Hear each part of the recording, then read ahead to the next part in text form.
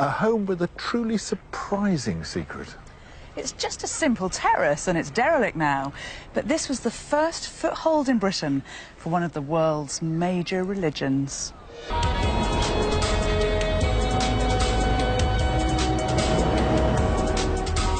I'm in a city famous for many things. The Beatles, the famous football clubs, the Grand National, and of course, the Mersey.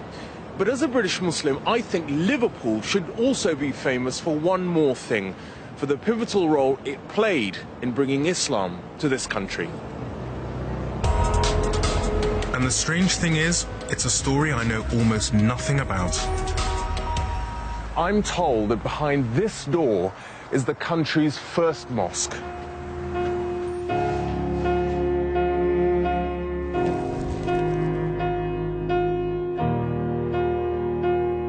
I wasn't sure what to expect, but it certainly wasn't this. I'm meeting Jahangir Khan and Ron Jeeves to uncover this extraordinary mystery.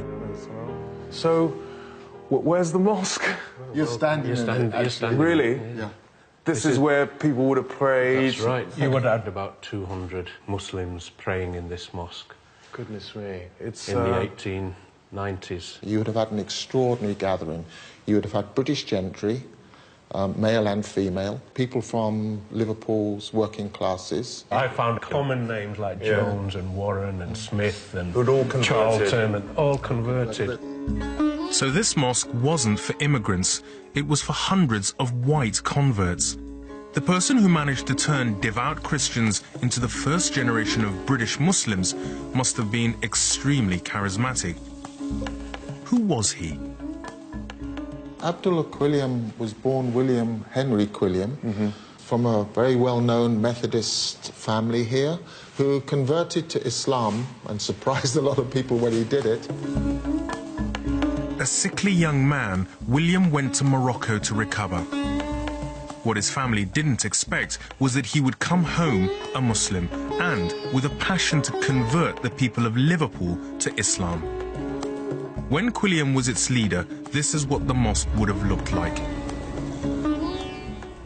God bless the Muslim cause, bless all who keep thy laws and do the right. One idea to convert Christians was to sing traditional anthems in an Islamic style.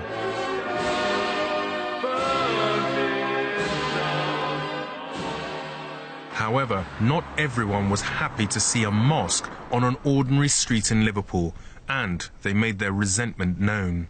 There was quite a lot of initial criticism, that's for sure. The mosque is attacked, people throwing pigs' heads, people leaving razor wire in the courtyard there.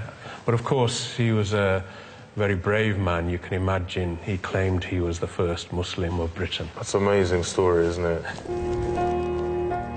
Quilliam was rewarded by Muslim leaders with the title Sheikh ul-Islam. He and his mosque became famous across the Islamic world. So I can't understand why Quilliam and his achievements have been forgotten.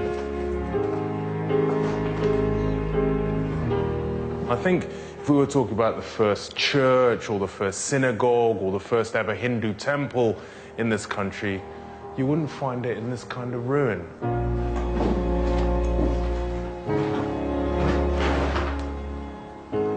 Very sad.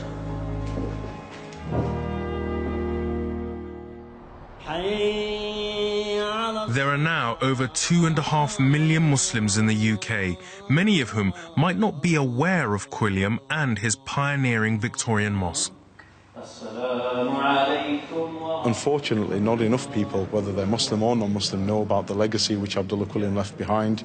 Abdullah Quilliam was way ahead of his time, and he managed to achieve more than 100 years ago what we, as a Muslim community here in the UK, haven't yet achieved. What he managed to do, which is the most amazing thing, was translate the message of the Prophet Muhammad into a context which made it suitable for the people of Britain. It's essential. It's essential that everybody knows about this man, everybody knows about the mosque, and everybody knows about the work which he did. We can all take lessons from it.